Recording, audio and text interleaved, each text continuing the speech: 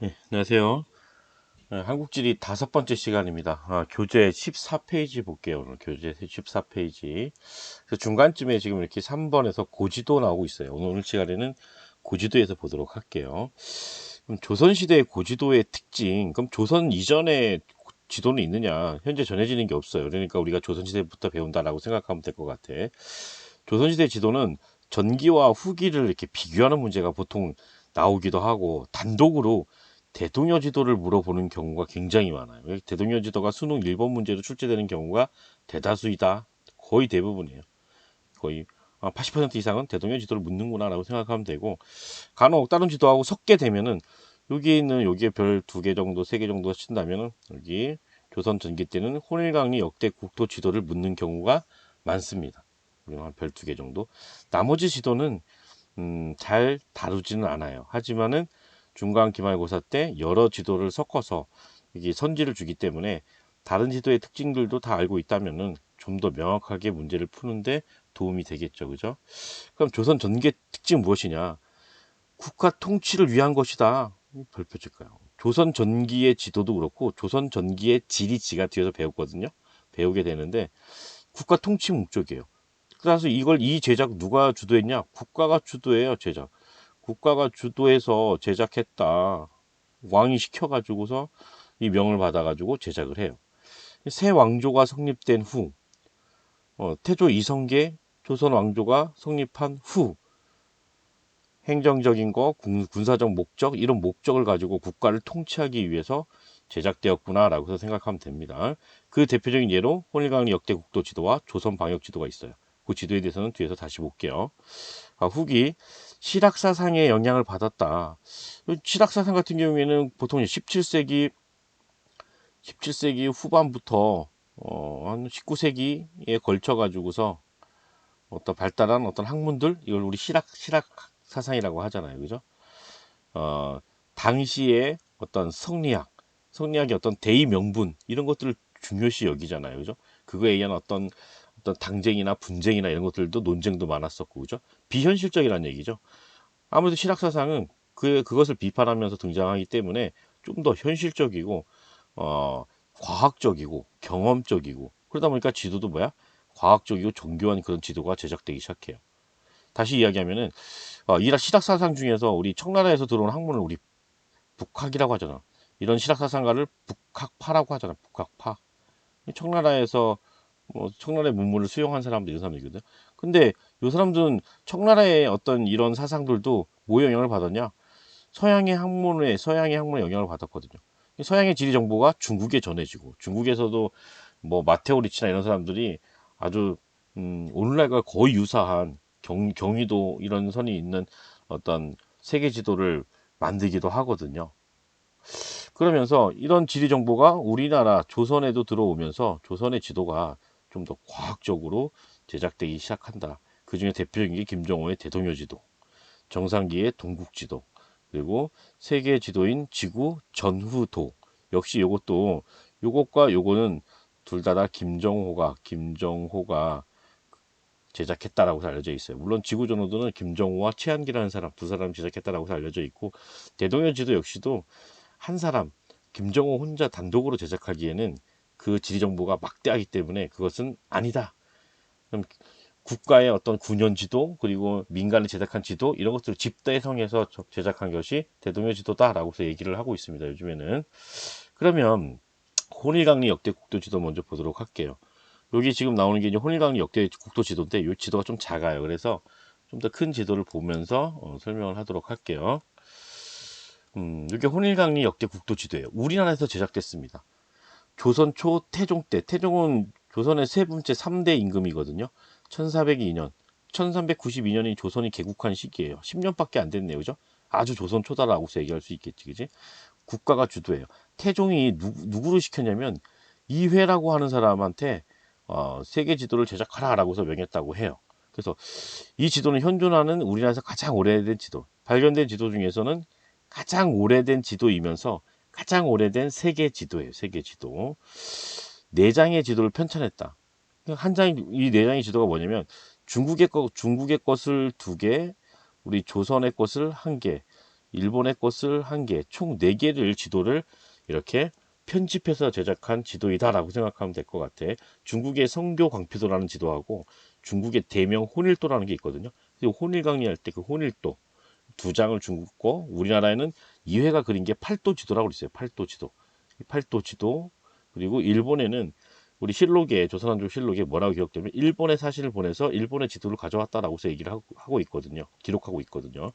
그래서 그 4개의 지도들이 어떤 편집돼서 만들어진 지도이다라고 생각하면 돼. 우리나라를 상대적으로 크게 묘사했다. 이 말은 뭐냐면 여기가 지금 중국이고, 중국, 여기가 지금 일본이거든요. 이런 나라들보다 우리나라를 더 크게 확대했다는 얘기예요. 선생님, 우리나라가 중국이 더 큰데요? 당연히 중국이 더 크죠.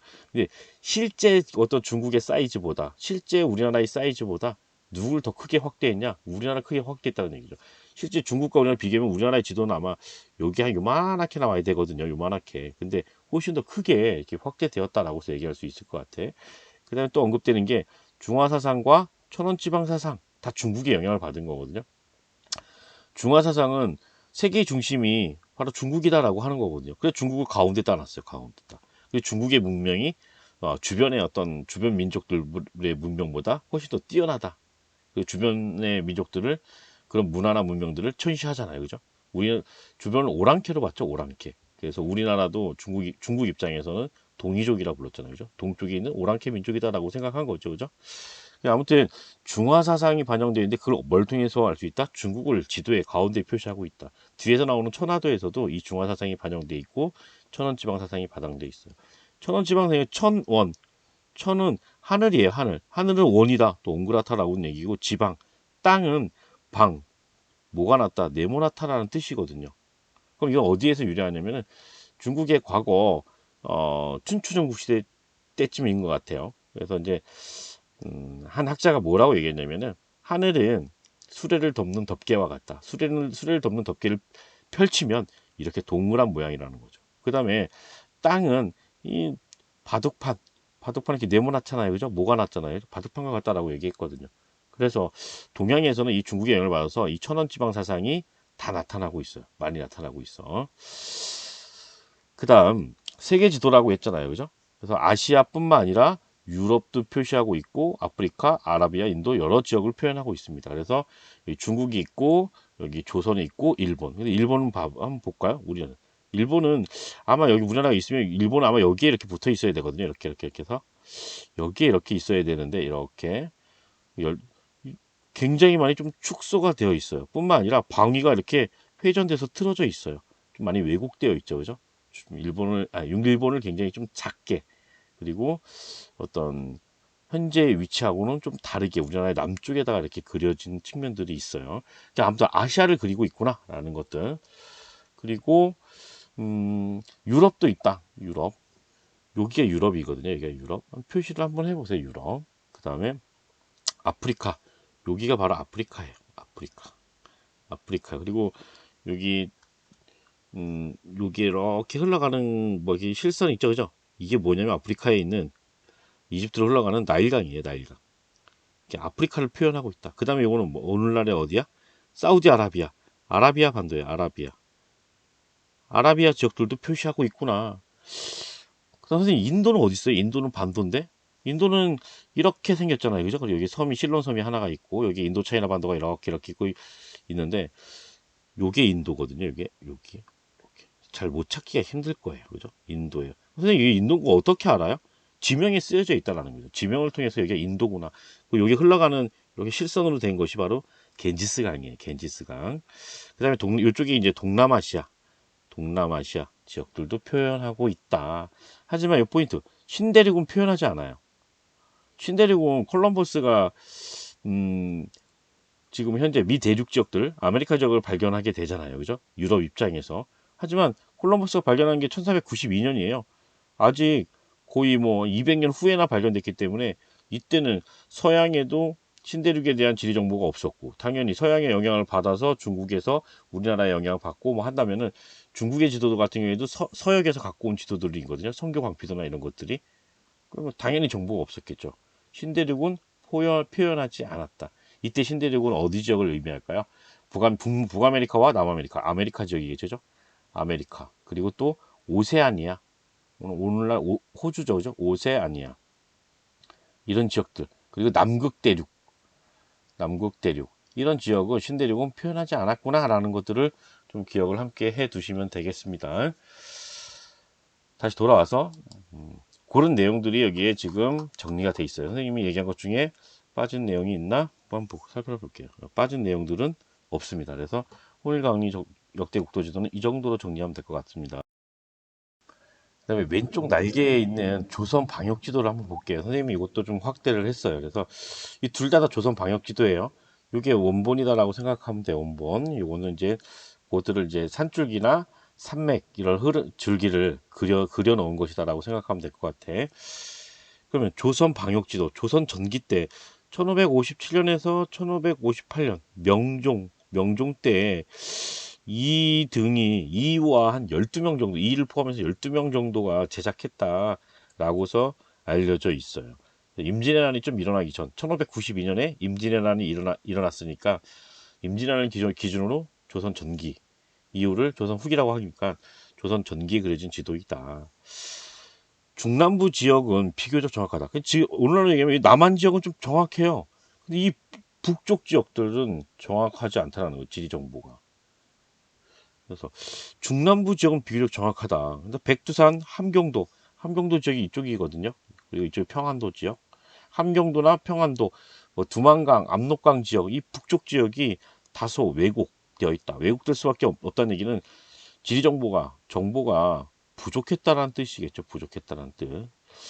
산계와 하계도, 산의 흐름, 산 줄기예요. 지금 선생님이 여기 이렇게 그리면 우리 너네들 많이 들어봤을 이 산줄기가 뭐야? 태백산맥이에요. 태백산맥. 이런 산계. 그리고 산줄기에 있으면 산줄기와 산줄기 사이에 이렇게 하천 같은 것들을 그려 넣어요. 이렇게. 이게 한강이거든요. 이렇게. 바다로 빠져나가죠. 이게 한강. 이렇게 산줄기와 이 하천의 줄기 이런 것들을 표현하고 있다. 만주와 대마도를 우리의 영토로 표현하고 있다. 여기저기 만주거든요. 그리고 이게 되게 대마도예요. 대마도. 일본의 대마도, 쓰시마 섬이죠. 그죠? 이런 지역을 우리 영토로 표현했구나. 근데 지금 이야기한 것들은 잘 나오진 않아요. 잘 나오진 않는데 아무래도 무엇이다? 이 북부 지방이 지리 정보가 부족해서 많이 다소 왜곡되어 있구나라는 것들 정도만 기억해 두시면 되겠습니다.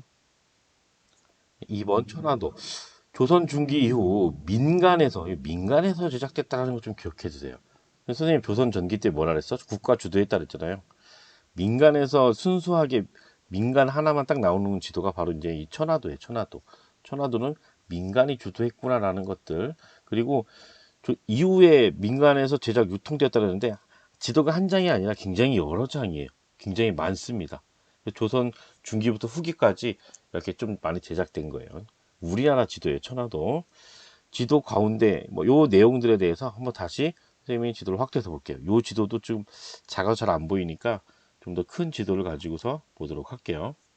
이게 천화도거든요. 글씨가 좀 이제 크니까 여기 뭐라고 써져 있어요? 중국이라고 써져 있거든요. 여기 조선이라고 써져 있는 거예요. 조선.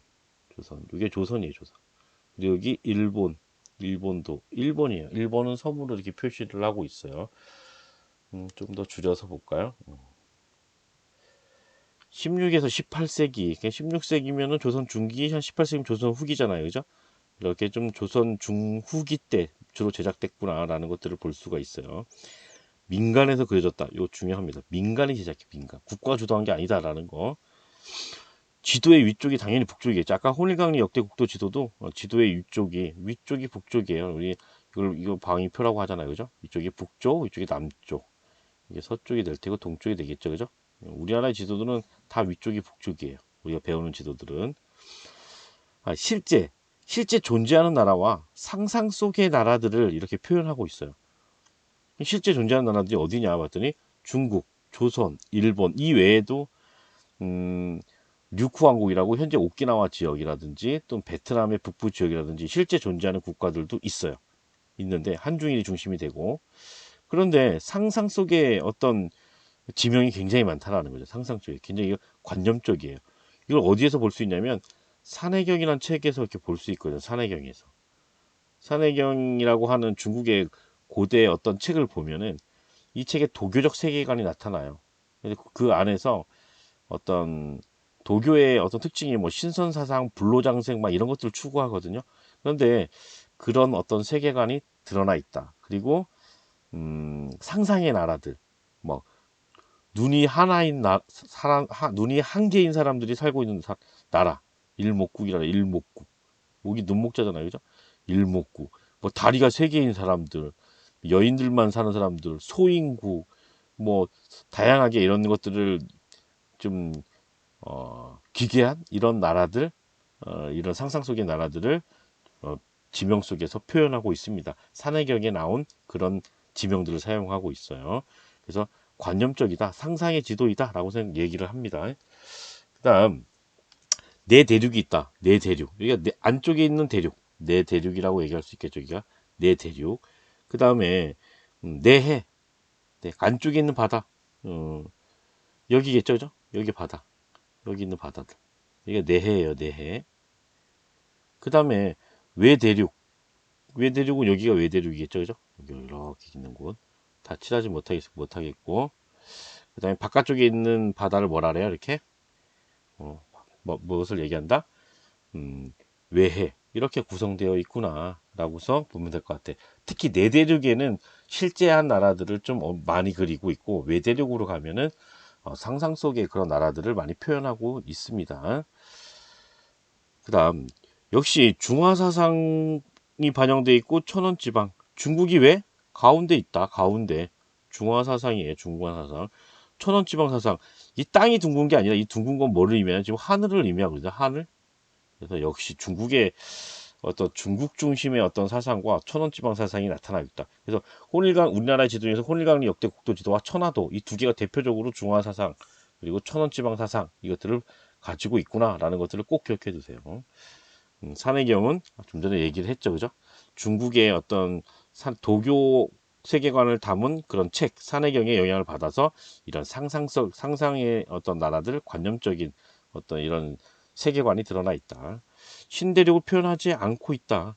그죠? 지도가 혼인강리 역대국도 지도보다 더 정확해 보이지 않잖아요. 그죠? 당연히 표현하지 않고 있어요. 표현하지 않고 있다.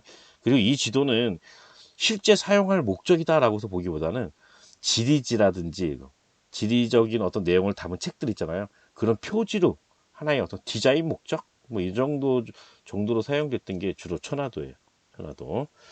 천화도는 이 정도로 보고 다시 돌아갈게요. 그런 내용들이 있을 거예요. 중국을 가운데 있다. 중화사상. 가장 안쪽부터 내대륙, 내해, 외대륙, 외해로 구조로 그려졌다. 천원지방사상, 중화사상, 산하등 도교적 세계관. 이 산해경의 영향을 받았죠. 산해경이라고 하는 책. 상상의 국가와 지명. 뭐 이게 아까 일목국 이런 것들 얘기했죠. 그리고 거꾸로 다리를 하늘로 하고서 살아가는 사람들, 이런 나라들도 있고 막 그래요. 여인들만 사는 나라 뭐 등등 이런 것들. 3번 대동여 지도. 시험에서 꼭 출제되는 그런 문제가 바로 대동여 지도예요. 이 지도도 좀 더 큰 지도를 보면서 선생님이 좀 설명을 하도록 하겠습니다. 지금 이 지도가 대동여 지도이거든요.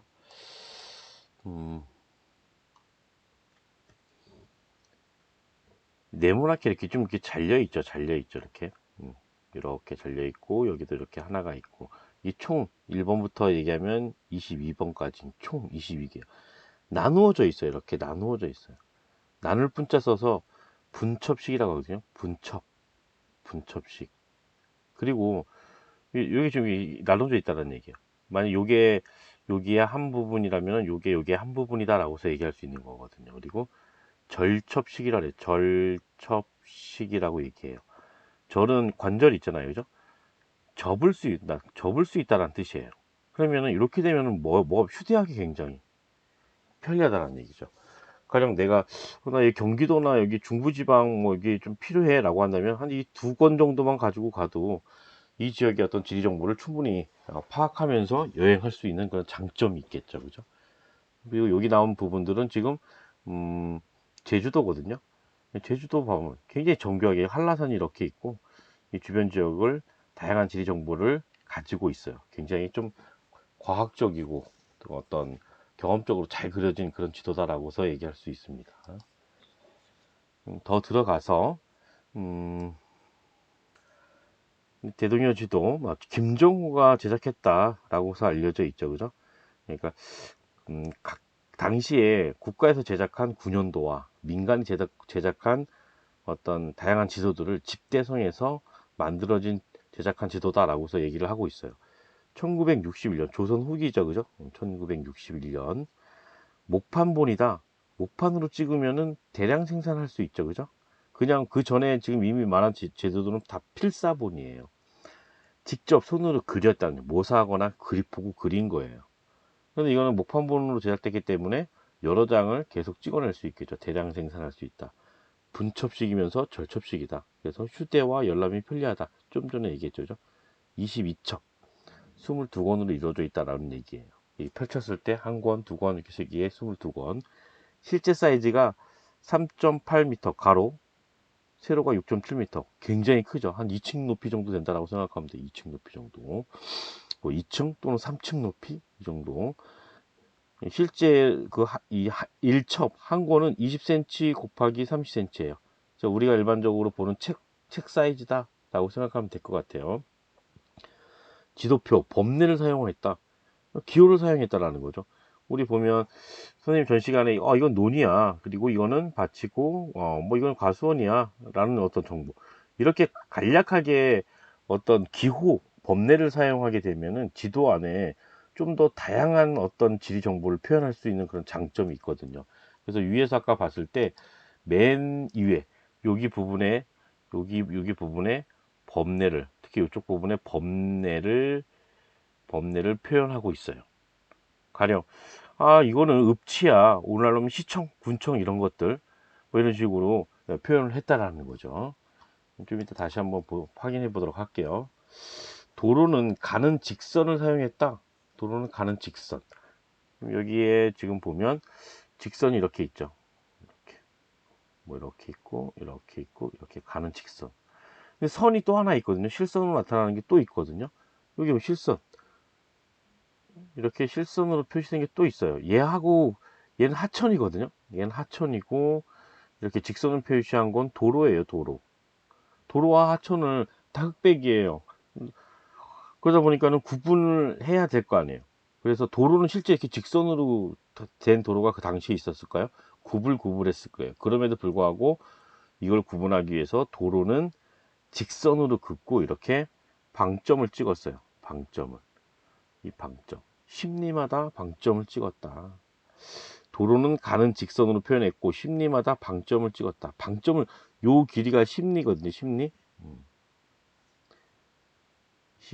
오늘날 심리는 약 4km 정도 돼요. 근데 이거는 그 당시하고 심리하고 좀 다를 수 있겠지만 오늘날로 표현하면 여기서부터까지 4km네. 4km는 성인이 1시간 동안 걸을 수 있는 거리거든요. 그럼 여기가 A고 여기가 만약에 B라고 한다면 한 칸, 두 칸, 세 칸, 한 30리 정도 되네. 걸어서 가려면은 한 3시간은 걸리겠어 라고서 얘기할 수 있다라는 거죠. 그래서 이걸 통해 가지고 여기 지도상의 거리와 실제 거리를 통해 가지고서 이 축척을 파악할 수 있어요.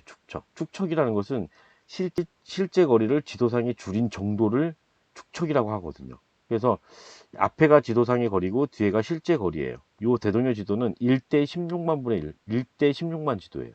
다시 말해서 지도상의 1cm는 실제 거리가 16만 cm라는 얘기예요. 그럼 지도상의 1cm는 두 개를 지워버리면 1600m, 1, 100, 1600m네, 그죠? 지도상의 1cm는 1600m야. 킬로미터로 얘기하면은 1.6km 되겠네. 지도상의 1cm는 약 1.6km 정도 되네. 이런 걸 통해서 축척을 파악할 수 있다는 거죠. 지도에는 반드시 들어가야 되는 것이 축척이거든요. 그 다음에 또 굉장히 중요한 게 하천은 어떻게 표시하고 있냐면 쌍선이 있고 단선이 있어요. 아까 선생님 표시한 여기 부분 보면 여기 단선이잖아요. 선이 하나야. 이렇게 선이 이렇게 하나야. 이렇게 하나로 지나가요. 그런데 여기 보면은 어떻게 돼 있냐면 이렇게 돼 있고 이렇게 돼 있어요. 쌍선이라는 거죠. 이게 쌍선. 한사, 둘. 여기는 뭐야? 가항 하천이라 그래서 배가 다닐 수 있다는 얘기예요. 배가 다닐 수 있는 하천은 쌍선으로 그린 거야. 아무래도 하천의 폭도 크고 수심도 좀 더 깊어야만 배가 다닐 수 있겠죠. 그죠? 배가 다닐 수 없는 하천은 이렇게 단선으로 표시했구나. 그래서 가항 하천과 항해가 가능한 하천과 불가능한 하천을 구분해서 표현했다라는 것들도 꼭 기억해 두세요. 그 다음에 산줄기는 굵은 선으로 표시했다. 더 굵으면 굵기가 더 굵으면 굵을수록 그 산은 높고 험준한 산이다라고 해서 인식하면 되고, 조금 가는 선으로 표시되어 있다면은 그 산은 조금 더 험준하지 않고 고도도 높지 않을 가능성이 크다라고 해서 얘기할 수 있어요. 근데 꼭 그런 게 아니에요. 그래서 이 대동강 지도를 보면은 만약에 왕릉이 있다, 왕의 무덤이 있는 그런 산줄기다라고 하면은 과장해서 두껍게 표시했어요. 또 그렇지 않은 산은 좀 얇게 표시하고, 그래서 항상 그런 게 아니기 때문에 좀 유의할 필요가 있겠죠. 그죠? 그래서 정확한 고도는 알 수 없다. 이걸 오답지도 얘기하거든요. 가늠할 수는 있어요. 아, 여기 지역이 가령 여기 B 지역, 여기 A 지역. 그 B 지역보다 A 지역이 높고 험준하다라는 것 정도는 우리가 예측하고 이렇게 생각할 수는 있지만은, A 지역의 정확한 고도를 알 수 있다, B 지역의 고도를 알 수 있다, 오답이라는 얘기죠. 정확한 고도는 알 수 없다라는 거예요. 다시 돌아가겠습니다. 그와 관련된 내용들을 다 담고 있어요. 지금 설명한 게 이 내용들이에요. 그래서 여기는 꼭 하나도 빠짐없이 좀 기억해 둘 필요성이 있다. 탐구 활동을 한번 보도록 하겠습니다. 우리가 본 것들과 좀 유사할 거예요. 지금 지도표, 아까 그 범례라 그랬죠. 범례. 기호를 사용했다, 또는 기호 또는 범례를 사용했다 라고 해서 얘기하거든요. 고산성, 옛날 산성, 옛날 진보, 옛날 군사시설, 뭐 유성, 고진보인데 유성이 성을 갖고 있는 거, 뭐 고현, 옛날 마을, 뭐 박리, 능침, 능이 있는 거, 왕의 무덤, 봉수, 요건 좀 기억해 둘 필요성이 있어요. 봉수 표현을 좀 하거든요. 그래서 봉수, 여기에는 지금 봉수대가 있는 거죠. 봉수대가. 하지만 여기에는 봉수대가 있지 않아요. 이 봉수대는 무슨 시설이에요? 통신 시설이잖아요. 그죠? 가령 국경 지역에서 적이 침입하려고 해. 그러면 봉수대가 5개가 있는데 그 연기를 피우는 것에 따라서 멀리서 낮에 이렇게 연기를 볼 수 있잖아요. 그죠? 그걸 통해 가지고 어떤 통신할 수 있는 그런 어떤 시설이 봉수대죠. 그죠? 그래서 봉수대는 이런 기호가 있구나. 목소, 목소 같은 경우에는 국가에서 필요한 말 이런 것을 키우는 곳이에요. 뭐 창고는 국가의 어떤 세금, 세금 같은 것들을, 국가의 세금이 옛날에 대동법에 의해서 뭐였어요? 쌀로 냈잖아요. 쌀로, 그지? 이런 것들을 보관하는 곳. 그래서 보통 하천 옆에 있어요. 그래서 하천, 예전에는 주로 배로 이런 세금이 되는 쌀을 실어 날랐기 때문에 하천 옆에다가 창고를 지어 놓고 이 지역에 역졸도 넣어서, 역졸도 배치해 가지고 이것들을 감시하고 이것들을 한양으로 운반했겠죠. 그죠? 역참도 좀 기억해 볼까요? 역참은 공무 수행을 하는 사람들이 어떻게 하려고요?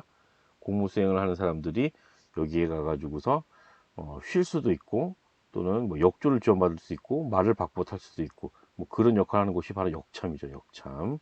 그래서 약 30리마다 보통 하나씩 두었어요. 30리 정도마다 하나씩 두었다. 10리가 아까 4km 정도 달했죠. 오늘날.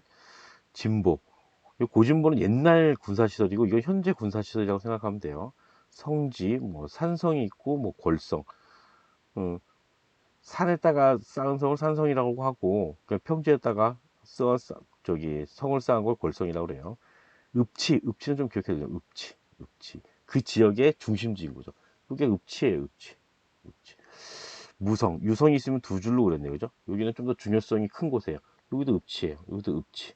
오늘날 제천시청, 뭐 단양군청, 뭐 이런 지역이 읍치다. 음, 그 지역 고을의 관아가 바로 영아예요, 영아. 근데 지도에서 조금 이게 몰라도 다 이걸 표시를 해주기 때문에 문제는 충분히 풀 수 있게 해줍니다. 그런데 자주 등장한다는 하는 것이 바로 이 읍치, 이렇게 표현되기도 하고 이렇게 표현되기도 하고, 역참이 좀 많이 표현이 되기도 하고, 봉수가 많이 표현되기도 해요. 요 세 개가 좀 가장 많이 아, 언급이 되고 있는 것 같아요. 그럼 지도표를 참고하여 가나 지역의 공통점과 차이점, 가나 지역의 대략적인 거리를 설명해 보자. 지금 가가 여기 있고 나가 여기 있어요. 나가 여기서. 가나 모두 관아가 있는 읍치이다. 읍치. 이 읍치이다. 읍치. 읍치 안에 관아가 있겠죠. 그죠? 그러면 가는 유성. 두 줄로 거으니까 유성이고 나는 무성, 성이 없다. 라는 것들을 알 수 있겠네요. 요걸 가지고 파악할 수가 있다라는 얘기죠. 그죠? 지도표. 더 중요한 건 이거야. 가나를 잇는 도로에는 방점이 4개가 찍혀 있으므로 두 지역 사이는 40리 이상이다. 한번 세워볼까요? 보니까 여기서부터 시작해야 돼요. 그러면은 출발이 여기야. 그럼 여기서 한 칸, 두 칸, 세 칸, 세 칸, 네 칸, 거의 5칸. 40리 이상이다 라고 얘기할 수 있겠죠. 40에서 한 50리 정도 되는 것 같아요. 그죠? 4칸 이상이기 때문에 4개 찍혀있기 때문에 40리 이상이라는 얘기죠. 중간 4개니까 거리를 파악할 수 있다는 거죠. 그럼 정확한 거리 40리이다 라고서 이런 식으로 표현 안 해요. 뭐뭐 이상이다, 뭐뭐보다, 뭐뭐 미만이다, 보통 이렇게 많이 표현하면서 출제되고 있습니다. A하천과 B하천의 차이점, 이것도 중요하다고 그랬죠. 그죠? 그럼 A하천이 지금 여기 있네요. 그죠? 좀 더 확대해 볼까요? A하천은 어떻게 돼 있어요? 쌍선이죠. 쌍선. 가항하천이고 지금 B는 어디 있어요? B하천. B하천은 여기 단선이죠. 단선. 그래서 단선으로 그려진 B하천은 배가 다닐 수 없다. A하천은 쌍선으로 그려졌기 때문에 배가 다닐 수 있다. 이런 것들은 좀 자주 언급되는 부분들이니까 좀 기억할 필요성이 있을 것 같습니다. 교재에 날개에 있는 동국 대지도도 한번 보도록 할게요. 이것도 선생님이 좀 확대된 지도를 이렇게 가져왔습니다. 요거는 대동요 지도보다 앞선 시기에 그려진 지도예요. 동국 대지도라래요. 원래 동국 지도라고 있습니다. 누가 그렸냐? 동국 지도. 정상기가 그렸다. 18세기 중반 영조 때 그려졌다라고서 알려져 있어요. 정확한 연도는 몰라. 표시는 안 돼 있지만은 요 지도를 모사한 지도가 바로 동국제도이다. 그럼 동국제도가 대지도가 좀 더 늦게 제작된 지도이고 정상기의 동국지도가 좀 더 먼저 그려진 지도예요. 근데 그 시차가 크냐? 대부분 학자들은 뭐 그렇게 크지 않다. 뭐 10년, 20년 이 정도밖에 차이 안 난다. 그럼 다 영조 때, 영조가 임금을 오래 했잖아요. 영조 때 18세기 중반에 그려졌을 것이다 라고 얘기하고 있습니다. 아무튼 그걸 이제 동국지도라고 하는데 그것들을 모사한 지도가 동국대지도이다. 조선 전기의 지도에 비해 북부 지방이 정확도가 개선되었다. 아까 전에 조선 방역지도 봤어요. 그리고 혼일강리 역대 국도 지도. 그 지도를 보면은 두 지도 다 조선을 보면은 북부 지방이 조금 많이 왜곡되어 있거든요. 그런데 이 지도는 지금 보면은 우리나라 지도하고 거의 매우 유사하죠, 그죠? 유사해요, 거의 유사해. 이렇게 생겼네, 그죠? 이거만 여기가 어떻게 된 거지? 이렇게 해서 이렇게 돼 있지만은 좀 더 이 북부지방 함경도와 평안도, 백두산 일대, 두만강 일대, 압록강 일대 이런 지역이 좀 더 지리 정보가 많아지면서 정확도가 개선이 되었다라는 정도 기억하면 될 것 같아요. 역시 행정 군사적 목적으로 제작되었다라는 것들. 만주와 일본을 표현하고 있어요. 만주와 이쪽에 일본 지역 다 지도를 우리나라 부분만 딱 봤지만은 이쪽에 일본도 이렇게 표시되어 있고 이게 만주 지역들도 표현이 돼 있습니다. 근데 그걸 우리나라의 땅으로 표현했냐 그렇진 않아요. 이거는 1대 42만 1대 42만 아까 대동여 지도가 더 자세한 지도죠. 이거는 지도상의 1cm가 실제 42만 cm예요. 아까 대동여 지도는 지도상의 1cm가 실제 16만 cm. 얘가 더 많이 줄인 거 아니에요. 그래서 대동여 지도가 좀 더 정확한 지도. 그 지도의 전체 크기도 훨씬 더 크겠죠. 그죠? 막 6.7m 높이가 이 정도 됐었으니까. 그 동국 제주도는 그러면 우리 혼일강리 역대 국도가 있었고 혼일강 그다음에 뭐 조선 방역 지도가 있었고 그다음에 이 지도 동국 대지도 대동여 지도 이 동국 제주도의 영향을 어느 정도 받았다라고 얘기할 수 있겠죠. 대동여 지도가. 대동여 지도가 나중에 후에 제작된 것이다. 대동여지도는 1861년이면 19세기잖아요. 19세기 중반 이후니까. 그리고 지구 전후도 라는 것들을 한번 또 볼게요. 지구 전후도예요. 지구 전후도. 지구 전, 앞전자, 뒤. 지구는 구잖아요. 그래서 지도 안에 이거를 표현하는데, 그러니까는 이쪽을 표현했으면 반대쪽을 표현한 거야. 전과 후를 표현했다라고 생각하면 돼요. 그래서 지구, 이게 전도거든요. 이게 후도가 이렇게 있는데, 여기 전도라고 써져 있고, 여기 후도라고 써져 있죠. 전도에다가는 주로 어디를 표시하고 있냐면, 아프리카, 뭐 아프리카 같죠, 그죠? 여기 유라시아 대륙에 여기 아시아 지역이 아시아 지역, 여기 아프리카 지역, 그리고 여기 유럽 지역이에요. 주로 구대륙을 많이 표현하고 있습니다. 구대륙을. 물론 여기가 오세아니아예요. 오늘날 호주, 여기 남극도 일부 있어요. 근데 후도에는 어디 표현했냐면 여기 북아메리카, 여기 남아메리카 지역이에요. 여기 브라질 있고 이런 지역들 여기 지금 여기 좀 그렇게 생겼죠, 그죠? 여기는 좀 부정확해도 여기 뭐 멕시코 있는 지역, 여기 미국, 뭐 캐나다 있는 지역, 이런 지역들. 1834년, 아까 콜럼버스가 1492년도에 신대륙을 발견했잖아요, 그죠? 청나라의 그 지리 정보가 정해졌고 우리나라에도 전해진 거죠. 김정은은 대동여 지도가 만들어지기 전에 이미 지구 전후도를 만들었어요. 김정은가 그린 지도는 대동여 지도 하나만이 아니에요. 지구 전후도 있고 대동여 지도가 그려지기 전에 뭐 청구도나 이런 것들도 만들기도 했고 했습니다. 최한기, 김정호 등이 시작했다. 뭐 최한기 실학자예요. 그렇지. 김정호 실학자입니다. 김정호는 기억해뒀으면 좋겠어요. 굉장히 사실적이고 과학적이다. 과학적이에요. 왜 그러냐 봤더니 전도와 후도를 제했고 목판본을 제작했어요. 이것도 대동여 지도처럼 경선과 위선을 사용했기 때문에 사실적이고 과학적이다. 경선도 그렇고 위선도 그렇고 10도 간격으로 표현했습니다. 10도 간격. 그럼 그거를 어떻게 볼 수 있느냐 봤더니 이따가 그려볼까요? 이거 봐봐요. 이렇게 된 선 있죠, 그죠? 이게 뭐야? 위선이에요, 위선. 여기 위에서부터 이렇게 해서 뭐야? 위선을 그렸다. 그리고 세로로 된 선, 여기도 좀 희미하게 보일 거예요. 이렇게 돼 있는 선. 선생님 따라가 볼까요? 여기서 여기가 남극이고 여기 북극이겠죠, 그죠? 여기 출발해서 이렇게 내려오는 선들 있죠, 그죠? 이렇게 내려오는 선들. 여기도 물론 이렇게 돼 있어요. 경선과 위선을 사용했다라는 것들. 그다음 남북회기선도 그랬어요. 남북회기선은 태양 태양과 음, 태양과 태양이 떠 있어요. 지표면이 이루는 각도가 90도가 나올 수 있는 지역이 남북회기선 안쪽에서만 나타날 수 있거든요. 그 바깥쪽에서는 절대 나타날 수가 없어요. 왜냐하면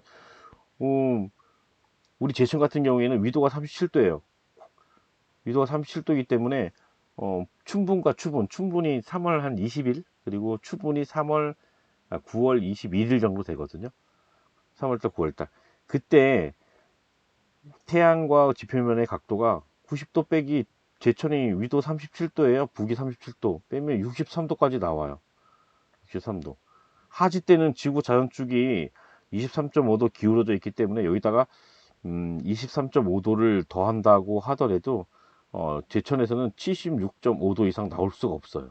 90도 절대 안 나와. 하지만 저위도 지역, 적도를 중심으로 여기 지역, 바로 여기 안에서는 뭐야? 여기 안에서는 태양의 입사 각도가 90도가 나올 수 있는 거지. 여기도 후도도 마찬가지예요. 적도가 이렇게 있고 이게 북해기선, 이게 남해기선. 여기 안에서는 뭐야? 태양의 입사 각도가 이렇게 90도가 나올 수 있다. 그리고 노란 선이 하나 표시가 되어 있는데 이게 절기를 표시한 거예요. 절기를 24절기를 표시해서 이렇게 해가지고 여기 12개, 여기 12개. 그래서 24절기를 이렇게 표현하고 있어요. 절기. 그 절기에 따라서 계절에 따라서 이렇게 절기가 이렇게 가는 것들도 표현하고 있구나 라고 기억하면 될 것 같아요. 천원지방사상과 중화사상은 탈피했다. 대동여 지도에도 없어요. 천원지방사상, 중화사상. 왜 대동여 지도는 뭐야? 세계 지도가 아니야. 그러다 보니까 당연히 천원지방사상, 중화사상 나타나지 않겠지, 그지? 여기도 과학적이다 보니까는 안 나와요. 중화사상, 중국이 중심이다. 중국은 세계 중에 하나 일부 국가일 뿐이다라는 거죠, 그죠? 천원지방사상, 지구가 구라는 것들을 다 알게 됐어요, 그죠? 땅이 네모나지 않다라는 거지. 하늘이 뭐 둥글다 이런 개념들은 다 탈피가 되었다라는 거고, 아메리카, 오세아니아, 남극까지 이 말은 뭐야? 신대륙을 표현했다라는 얘기죠. 혼일강리 역대 국도 지도하고 비교해서 혼일강리 역대 국도 지도에는 구대륙, 유럽, 아프리카, 아시아만 있어요. 하지만 여기에는 아메리카 지역, 아메리카 지역도 표현했고 오세아니아 지역도 표현했고 남극 지역도 표현하고 있다라고서 얘기할 수 있습니다. 4번 고문원에 나타난 국토인식. 고문원 이제 지리지 의미하는 거 지리지. 그 지역의 지리적 특성, 그 지리적 특성을 종합적 또는 부문별로 저술한 책들을 우리 지리지라고 한다. 지도는 아니지만은 지리적 정보가 담겨져 있는 책이라고 생각하면 돼요. 그 책들 대표적인 책들이 여기 밑에 있는 책들이에요. 세종실록 지리지. 그 지역의 특성들 신국 신증 동국 여지 승남 택리지 도로고 아방강역고 이런 것들이 대표적인 어떤 지리지이다. 이 중에서 많이 언급되는 것이 여기는 수능에서는 잘 출제되지는 않는데 중간고사에서 기말고사용으로는 출제가 되고 있어요. 꼭 어떻게 하느냐? 이 조선 두 개의 지도 가령 제일 많이 나오는 게 바로 요거하고 신중 동궁 여지 승남하고 이택리지를 이렇게 두 개를 이게 더 중요해서 잘 나와. 두 개의 어떤 지리지의 일부 내용을 이렇게 제시를 하고 이 두 개의 지리지의 특징들, 차이점, 뭐 어떤 이 지리지가 만들어진 시기 뭐 등등 여러 가지를 비교하는 문제들, 요걸 비교하는 따로따로 구분해서 이렇게 보면 문제 푸는데 도움이 될 것 같아요. 다시 좀 내려가서 관찬 지리지가 있고 관에서 편찬했다는 얘기죠. 정부가 주도했다는 얘기예요. 국가가 주도했다라는 거 특징이에요. 사찬 지리지로 개인이 했다. 개인이 범위에 대해서 스케일에 따라서 규모가 크면 전국을 다 썼다. 그러면은 전국지가 되겠죠. 지방 함경도 충청도만 썼다. 경기도만 썼다. 지방지. 충청도 중에서 충주 지역만 썼다. 제천 지역만 썼다. 그러면은 읍지가 될 수 있다라는 거죠. 관찬지리지 국가 주도로 국가 통치에 필요한 자료를 수집하기 위해서 목적이 국가 통치예요. 그래서 여러 가지 어, 뭐 인구라든지 뭐 이런 것도 필요했을 거 아니야. 세금 걷어들이려면 그죠? 행정적으로 통치 목적으로 이렇게 제작되었다. 사찬지리는 그에 대해서 조선 후기예요. 얘는 보통 조선 전기야. 조선 전기 때 물론 요게 나온 게 조선 전기란 얘기예요. 조선 후기 때까지도 지리지는 편찬은 해요. 편찬은 해. 하지만은 우리가 지금 실린 거, 요 두 개는 다 조선 전기다라는 거. 근데 사찬지리는 조선 후기에 등장한다라는 거죠. 개인이 시작한 거예요. 개인이. 누가? 실학자들에 의해서. 국토를 좀 더 객관적, 실용적으로 파악하려는 실학자에 의해서 제작되었다. 실학자들에 의해서 제작돼요. 그래서 서술 방식을 봤더니 지역의 연혁, 그 지역의 어떤 변천 과정, 그냥 제천의 변천 과정이다면은 제천의 어떤 지명 명칭의 어떤 변천? 예전에 고려 때 뭐 내토라고 부르기도 했었잖아요. 그죠? 제천을. 그런 지명을 주로 어떤 지역의 변천 과정으로 넣어요.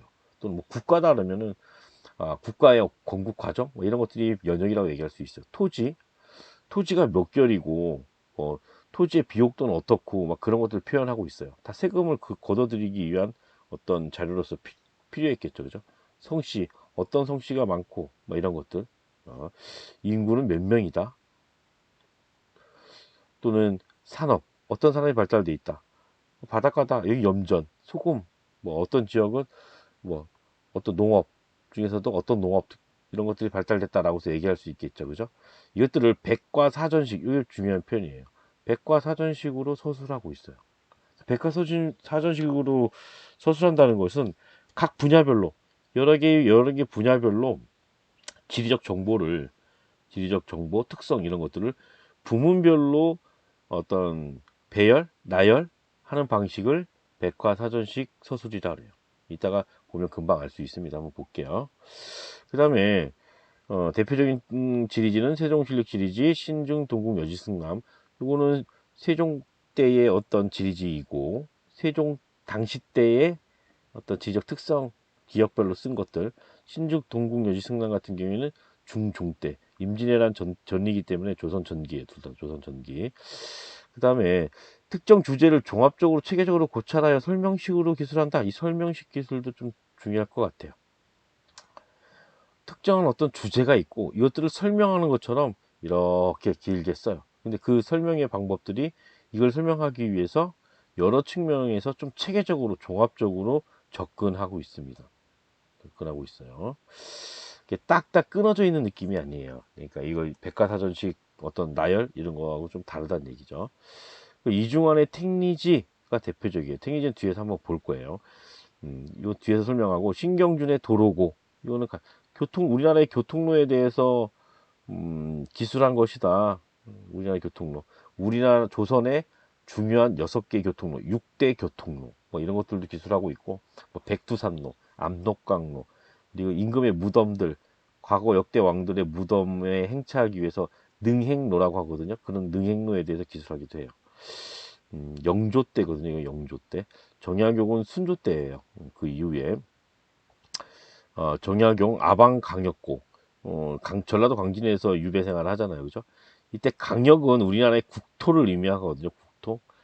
어떤 것들을 기술하고 있냐면은 과거 우리나라 역대 왕조에 대한 역대 왕조의 국토와 국토의 어떤 경계, 국경, 경계, 우리나라의 경계 그리고 뭐 수도 이런 것들을 좀 기록한 것이 바로 아방강역고예요. 가령 고조선의 경계 또는 뭐 고구려의 경계 그리고 고구려의 과거 졸본성의 위치, 뭐 국내성의 위치라든지 백제수도였던 위례성의 위치라든지 뭐 이런 것들을 기술하고 있다라고 볼 수 있습니다.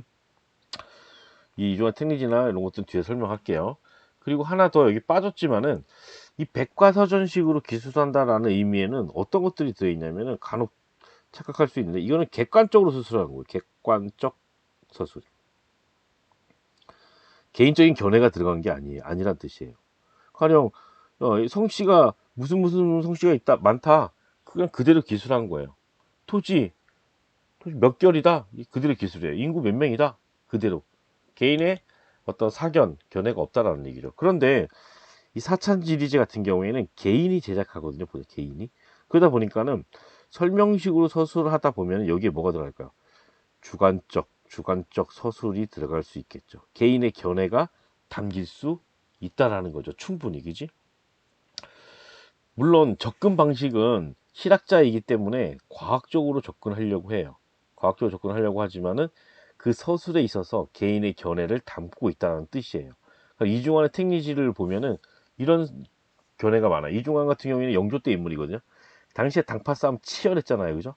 자기의 당과 어떤 어, 입장이 다른 이런 지역의 학자들이 많은 지역은 뭐라고 얘기냐면 굉장히 좋지 않게 부정적으로 서술하기도 해요. 선생님이 몇 개 이렇게 간단하게 이렇게 보면은 뭐라고 서술하고 있냐면 평안도 기생이 아름답다 뭐 이렇게 얘기하고 있고 함경도 여진족하고 접해 있으니까는 여진족 풍습이 많다라고 하면서 약간 경시 약간 차별하는 그런 내용들이 좀 담겨져 있고 황해도는 도둑놈이 많다라고 얘기하고 있고 강원도는 사람들이 배우지 못하고 어리석다라고 얘기하고 있어요. 그 먹고 살기도 힘들다 그 동네는. 하지만 전쟁이 났을 때 산속으로 피하기는 잠시 피할 만한 곳 정도 된다라고 얘기하고 있거든요. 그리고 전라도 같은 경우에는 어, 태조 왕건이 차령 이남의 사람들은 등용하지 말라고 했다라고 얘기를 하면서 이 전라도 사람에 대한 어떤 차별 뭐 이런 얘기들도 담겨져 있어요.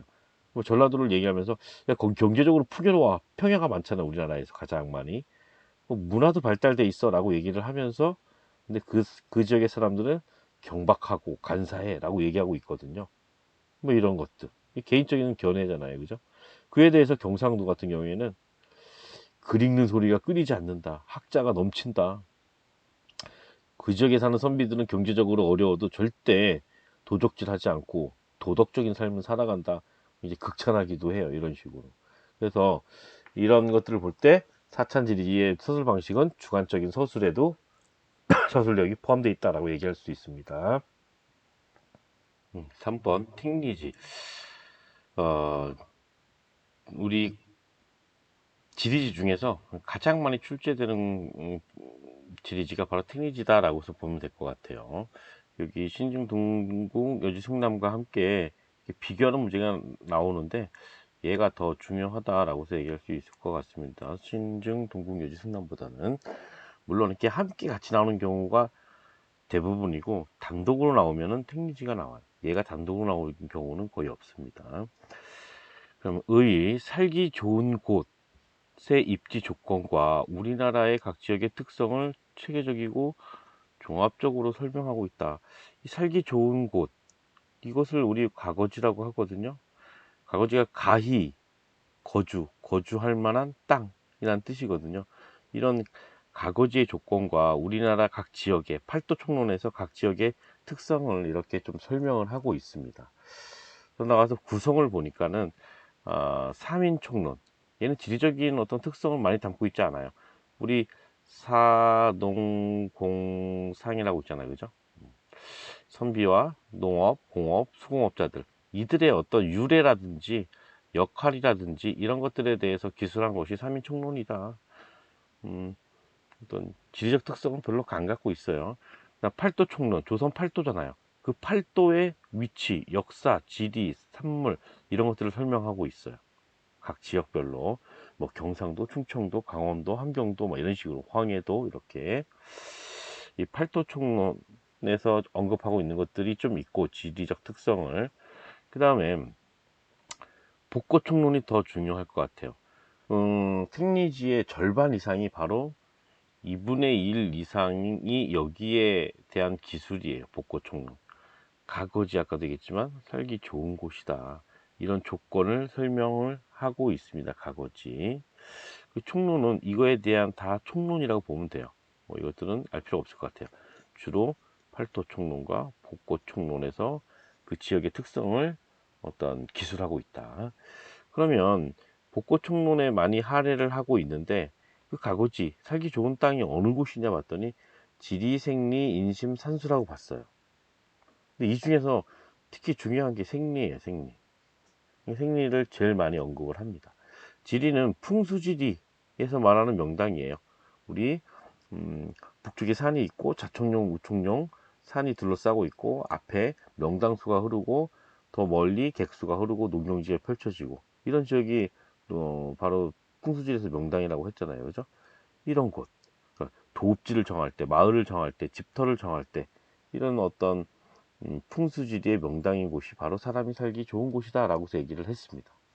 그 다음에 생리는 가장 중요하다고 그랬죠, 그죠? 땅이 비옥하거나 이거 뭐야? 농업에 유리한 곳이죠. 농업에 유리. 물자 교류가 편리하여 경제적으로 유리한 특성 이거 뭐야? 교역에 유리한 것. 상업이겠죠, 상업. 조선 후기에는 농업뿐만 아니라 상공업도 발달해요.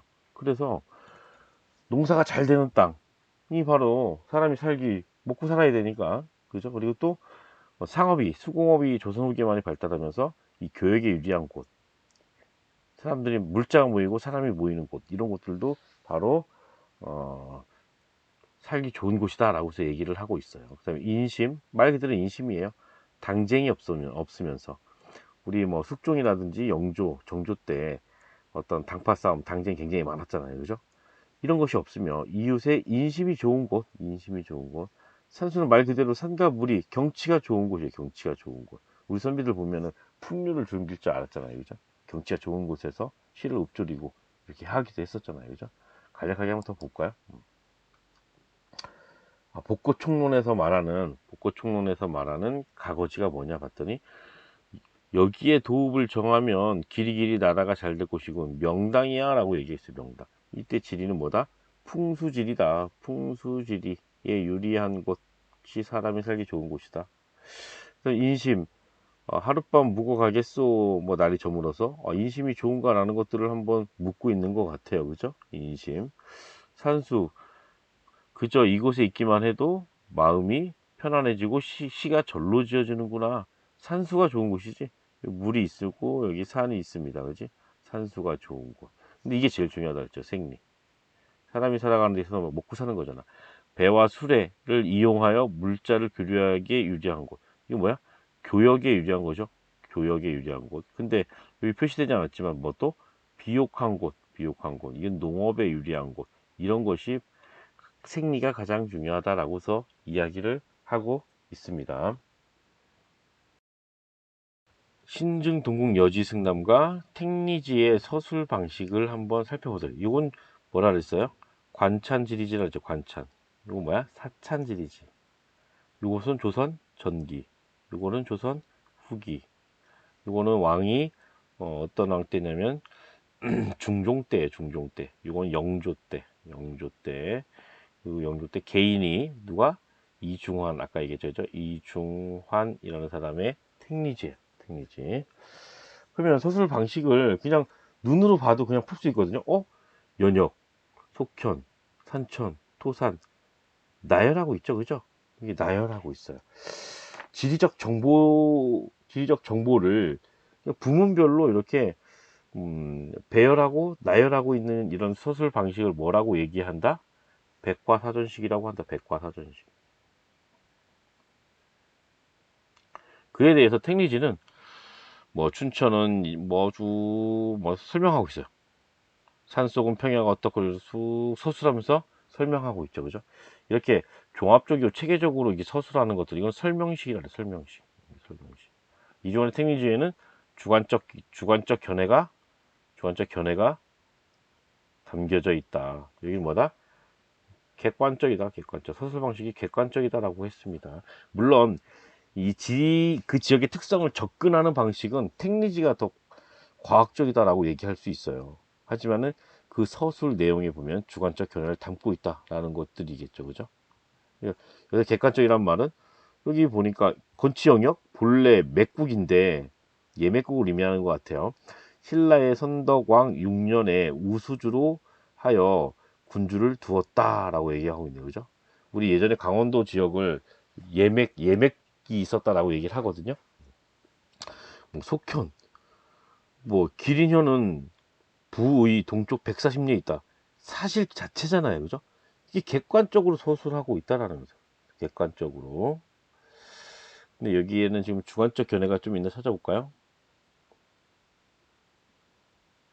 여기는 뭐 굉장히 주관적인 내용들은 여기 좀 표현되고 있지는 않은 것 같아요. 특별하게. 하지만 실제 택리지에는 그런 내용들을 많이 담고 있다는 거죠. 개인이 서술하다 보니까. 자료는 신중동국 여지승남과 택리지에서 춘천에 관한 내용이래요. 여기도 춘천이 나오고 있고 춘천이 나오고 있어요. 일부 이다. 두 지리지가 같은 적에 대해 서로 다른 서술 방식을 취하고 있다. 신중동국 여지승남 같은 경우에는 연역, 속현, 산천, 토산 이렇게 항목별로 부문별로 나누어서 서술하고 있다. 이걸 뭐라고 그랬다? 백과사전식 서술. 택리지의 특는 종합적으로 서술하고 있다. 설명식으로 서술하고 있다는 얘기야. 이를 통해 조선 전기 때 제작된 관찬지리지. 이게 관찬지리지죠. 이게 관찬지리지.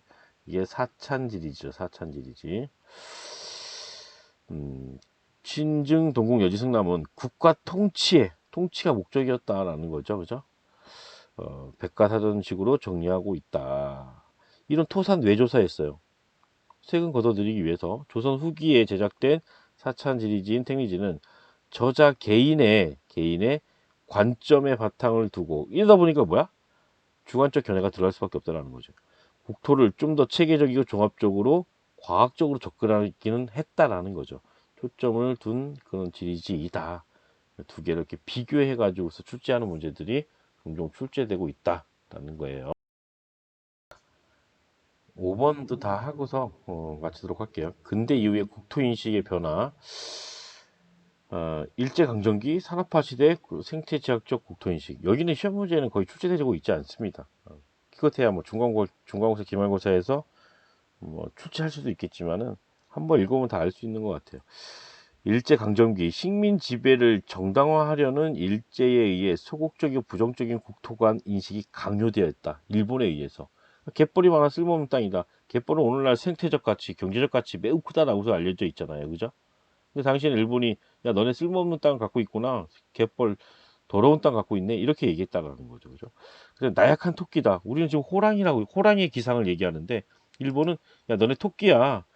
이 토끼의 머리, 귀, 앞발, 뭐 뒷발, 여기 꼬리 그리고 중국을 토끼같이 나약하고 국토의 모양을 보아하니 또 중국을 향해서 오랫동안 중국을 향해서 사대해온 것처럼 중국을 향해서 읊조리고 있어. 뭔가 나약한 것 같아. 라고서 얘기한 거죠. 하지만 그렇지 않죠. 이 두 번째, 산업화 시대. 1960년대부터 우리나라가 본격적으로 산업화에 접어들어요. 박정희가 대통령이 되면서 경제 개발이 본격화되었다. 이때부터 경제 개발 5개년 1차 계획, 2차 계획, 3차 계획 쭉 이어지거든요. 그러면서 엄청난 비약적인 경제 성장을 이루기도 해요. 근데 그러면서 어, 경제 개발의 관점으로 국토를 봤다는 얘기죠. 경제적인 관점에서 바라봐요. 야, 간척 사업 해가지고서, 야, 여기, 공장도 세우고, 산업단지 세우고, 주거지 세우고, 농경지 만들고, 댐, 고속도로, 이런 것을 만들게 되는 거죠. 건설이 적극적으로 이루어진다. 국토가 하나의 어떤 개발의 대상? 이걸 우리 가능론이라고 하거든요. 가능론. 환경 가능론이라 그래요. 인간이 어떻게 해야? 자연보다 어떻게 해요? 우위에 있는 거죠. 자연은 인간의 어떤 지배의 대상이에요. 인간의 어떤 필요와 욕구, 이익을 위해서 자연을 이용해야 한다, 개발해야 한다라는 관점인 거죠. 그죠? 그래서 아무튼 경제 성장이 이루었는데 환경 파괴 문제 이런 것들 발생했다라는 거죠. 그에 대한 반성으로 등장하는 게 뭐야? 생태 지향적 국토 인식이다. 생태 지향적 생태주의 이런 말 통합사에서도 많이 했었잖아요. 그죠? 생태 지향적 국토 인식. 국토를 개발의 대상으로만 보는 것이 아니라 개발만 하다 보니까 뭐야? 환경 오염이라는 부작용 문제가 발생했으니까 자연과 인간의 조화를 꿈꾼다. 조화. 많이 얘기했죠. 그죠? 생태주의가 이렇잖아요. 자연도 인간도 뭐야? 자연의 일부분이다. 유기체이다. 자연과 인간은 독립적인 것이 아니라 서로 상호 보완적이고 연결되어 있다. 서로 영향을 주고 받고 있기 때문에 우리가 자연을 지배의 대상으로 보는 것이 아니라 그 안에서 조화할 필요성이 있겠구나라고서 생각을 가져야 한다는 거지. 성장 위주. 이 비약적인 경제 성장이 이게 성장 위주잖아. 그죠? 이런 부작용, 환경 오염 문제 이런 문제들이 발생했다. 따라서 이런 것들을 해결하기 위해서는 지속 가능한 발전 이런 것들이 필요하다. 이 지속 가능한 발전이 뭐야? 인간과 자연과의 조화, 생태주의 뭐 이런 것들이겠지. 그래서 생태공원, 생태하천, 뭐 국립공원 및 습지보호지역 지정, 국토의 생태적 가치를 보존하는 이런 생태주의 관점에서 국토를 인식하는 것이 중요하다. 오늘날에 이런 것들이 많이 강조되고 있죠. 그죠? 여기까지 하겠습니다. 좀 길게 됐는데 다음 시간에 좀 더 시간을 줄여보도록 할게요. 예, 수고하셨습니다.